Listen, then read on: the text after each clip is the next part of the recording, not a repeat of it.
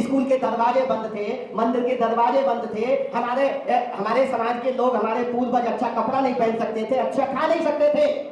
लेकिन ये जो दूसरी समस्या है, ये किसने पैदा की? वो यहाँ की मनुवादी, ब्राह्मणवादी या यहाँ की व्यवस्था ने हमें दी। इसीलिए परम पूज्य बाबा साहब ने इस व्यवस्था में सुधार करने के लिए बहुत कोशिश की, लेकिन उनको अंत में 13 अक्टूबर 1935 को यह घोषणा करनी पड़ी कि मैं हिंदू धर्म में पैदा हुआ, ये मेरे बस में नहीं था, लेकिन मैं हिंदू धर्म में रह के मरूंगा नहीं, ये मेरे बस में है। और बाबा साहब ने 21 साल का समय इस देश की व्यवस्था को सुधारने के लिए दिया, बार बार प्रयास किए, लेकिन वो व्यवस्था को सुधारने के लिए टस से मस नहीं हुए। और अंत में 14 अक्टूबर सन 1956 को परम पूज्य बाबा साहब ने 10 लाख अनुयायियों के बीच में हमें बुद्ध का मार्ग दिया। परम पूज्य बाबा साहब ने हमें देश का संविधान दे दिया और हर तरीके की स्वतंत्रता दे दी। लेकिन आज भी बाबा साहब ने एक जगह कोटेशन कहा था, मैं उसको पढ़ रहा था, कि जब तक हमारा समाज यानी बच्चा पैदा हम करेंगे, नामकरण कौन करेगा? दूसरी जगह जाएंगे, गृह यानी कि मेहनत की कमाई से घर कौन बना रहा है? हम बना रहे हैं, लेकिन उसकी नींव कौन रखेगा? अच्छे दिन कौन देखेगा? बच्चे की ब्याह शादी हम कर रहे हैं, लेकिन वहां शादी कौन पढ़ेगा?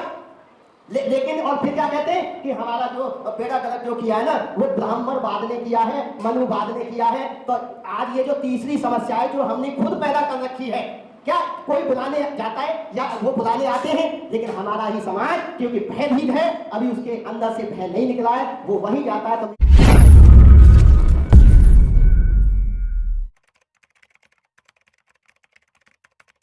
धर्म के कारवां को, परम पूज्य बाबा साहब के कारवां को बढ़ा रहे हैं, लेकिन जिस गति से एक सही दिशा में एक मूवमेंट जाना चाहिए, हमारी विचारधारा बढ़नी चाहिए, वो नहीं बढ़ पा रही है। ये एक सोचने का विषय है। तो इसमें मेरी समझ में एक तो ये बात आती है कि हम जितने भी समाज के बीच में जब जाते हैं कार्यक्रमों में, या जितने भी पढ़े लिखे जिन्होंने परम पूज्य बाबा साहब के बदौलत आरक्षण का लाभ लिया और बड़े बड़े कोठी, गाड़ी, बंगला, बड़ी बड़ी post, IAS, PCS, doctor, engineer, जज, और आज उनके बच्चे भी बहुत कामयाबी हासिल कर रहे हैं, जब उनसे बात करते हैं तो वो कहते हैं कि हाँ यार, है बाबा साहब का ही तो देन है, सब कुछ बाबा साहब की बदौलत है। लेकिन जब हमारे जैसा कोई बुद्धिजीवी ये पूछता है कि हम आपके ड्राइंग रूम में बैठे हैं, क्या इस ड्राइंग रूम के अंदर क्या एक बाबा साहब की फोटो भी नहीं लगी होनी चाहिए? भगवान बुद्ध का स्थान आपके घर में कहाँ है? फिर उन पर जवाब नहीं बनता। ये सत्यता है।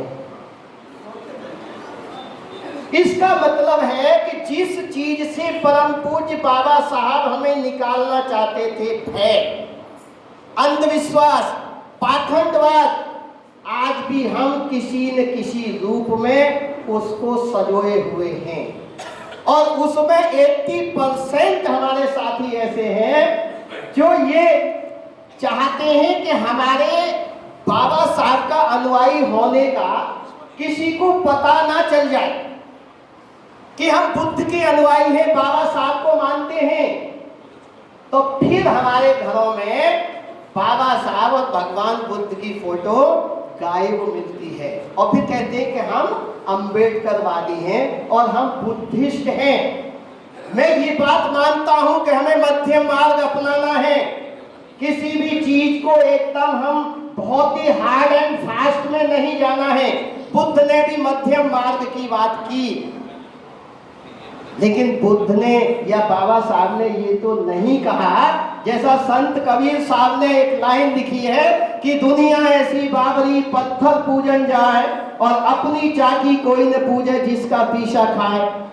तो पीछा हुआ, हम अपने महापुरुषों के संघर्ष की बदौलत आज इस स्थिति में हैं, लेकिन हमारे घरों में फोटो, प्रतिमा और गुणगान किसी और का हो रहा है।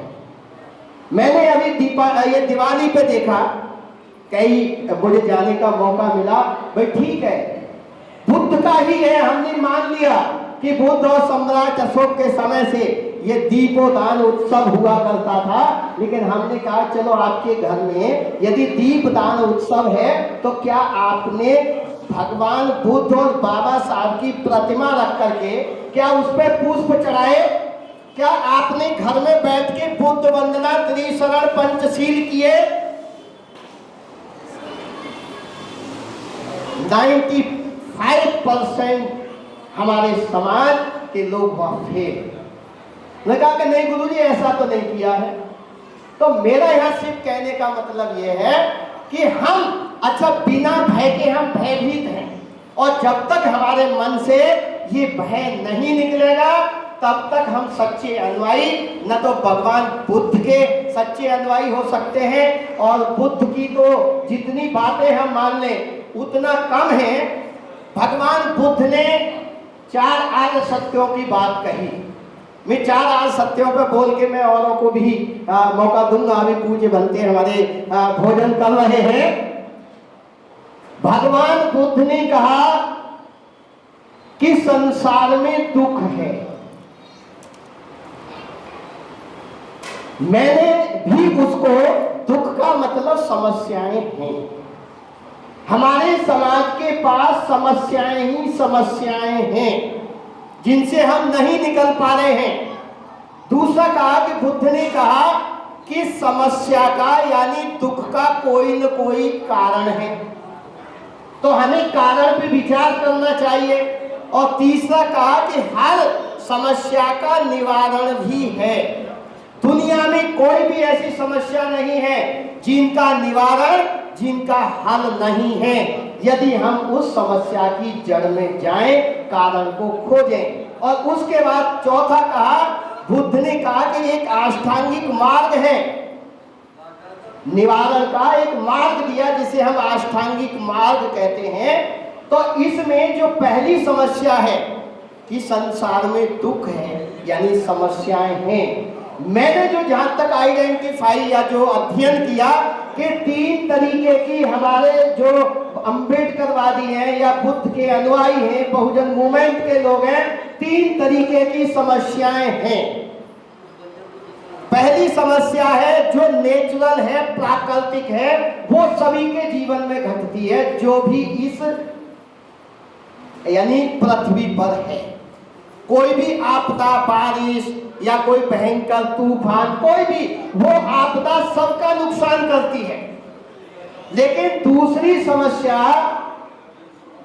मनुष्य ने यानी ईश्वर ने हमें बनाया सब समान, हम भी मनुष्य हैं, हमारे समान यानी 2 आंखें हैं, 2 हाथ पैर हैं, हमारे अंदर भी बुद्धि है। लेकिन दूसरी जो समस्या मैंने आइडेंटिफाई या आप भी समझते हैं कि वो जानबूझ के पैदा की गई, कि हमको यानी जो वर्णवादी व्यवस्था है यानी जो हमारी जातिवादी व्यवस्था है या एक व्यवस्था के तहत हमारे समाज को पूरे बहुजन समाज से जो एक आवश्यक चीजें होती हैं, रोटी, कपड़ा और मकान, ये सब कुछ हमसे छीन लिया गया था। यानी स्कूल के दरवाजे बंद थे, मंदिर के दरवाजे बंद थे, हमारे समाज के लोग, हमारे पूर्वज अच्छा कपड़ा नहीं पहन सकते थे, अच्छा खा नहीं सकते थे। लेकिन ये जो दूसरी समस्या है, ये किसने पैदा की? वो यहाँ की मनुवादी, ब्राह्मणवादी या यहाँ की व्यवस्था ने हमें दी। इसीलिए परम पूज्य बाबा साहब ने इस व्यवस्था में सुधार करने के लिए बहुत कोशिश की, लेकिन उनको अंत में 13 अक्टूबर 1935 को ये घोषणा करनी पड़ी कि मैं हिंदू धर्म में पैदा हुआ, ये मेरे बस में नहीं था, लेकिन मैं हिंदू धर्म में रह के मरूंगा नहीं, ये मेरे बस में है। और बाबा साहब ने 21 साल का समय इस देश की व्यवस्था को सुधारने के लिए दिया, बार बार प्रयास किए, लेकिन वो व्यवस्था को सुधारने के लिए टस से मस नहीं हुए।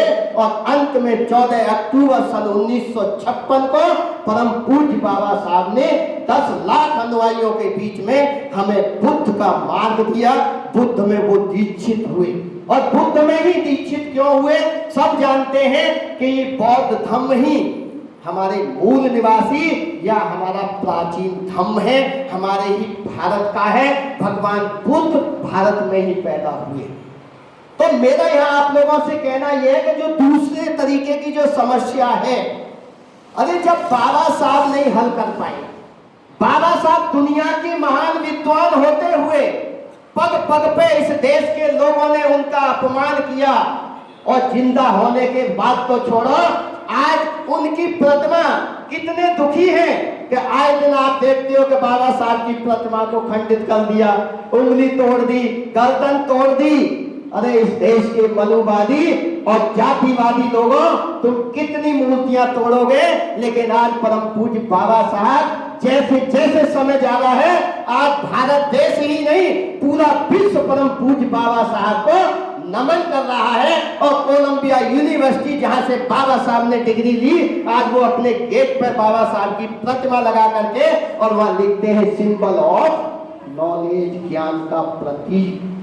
तो मेरा कहने का मतलब यहाँ उपासक उपासका ये है कि दूसरे तरीके की जो समस्याएं है, जब तक हम वहां से हटेंगे नहीं तो हम बुद्ध की शरण में आएंगे कैसे?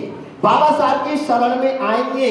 और हमारे एक से एक महान पुरुषों ने हमें ये रास्ता दिया, उसमें हमारी चाहे माता सावित्रीबाई फुले, माता रमाबाई, ज्योतिबा फुले साहब और तो और मान्यवर कांशीराम साहब को हम आपने देखा है, उन्होंने भी अपने पूरे जीवन का संघर्ष इस बहुजन समाज को जोड़ने में और बुद्ध की तरह एक त्यागी पुरुष बन करके पूरे बहुजन समाज को जगाने का काम किया। साथियों, तो मेरा कहना यह है कि जो दूसरे तरीके की समस्या है उससे कोई और निदान नहीं करेगा जब तक हम बाबा साहब को पढ़ेंगे, बुद्ध की शरण में आएंगे। तो ये दूसरे तरीके की समस्या, और जो तीसरी समस्या है जो किसी ने पैदा नहीं की है, वो हमारी खुद की है, हम उसमें विचार करें।